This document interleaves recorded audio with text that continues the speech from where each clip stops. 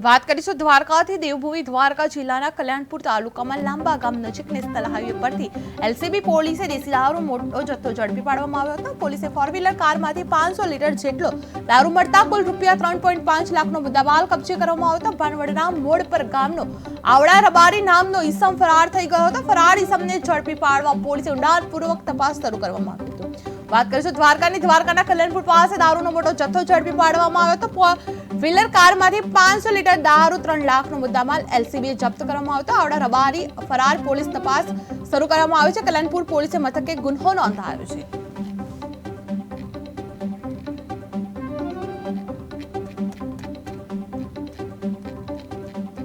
દ્વારકાના કલ્યાણપુર પાસે દારૂનો મોટો જથ્થો ઝડપાયો છે। 4 વ્હીલર કારમાંથી 500 લીટર દારૂનો જથ્થો ઝડપાયો છે। 3 લાખનો મુદ્દામાલ એલસીબીએ કબજે કરવામાં આવ્યો છે। આવડા રબારી ફરાર થઈ ગયો છે અને પોલીસે તપાસ હાથ ધરવામાં આવી છે। કલ્યાણપુર પોલીસે મથકે ગુન્હો નોંધાયો છે।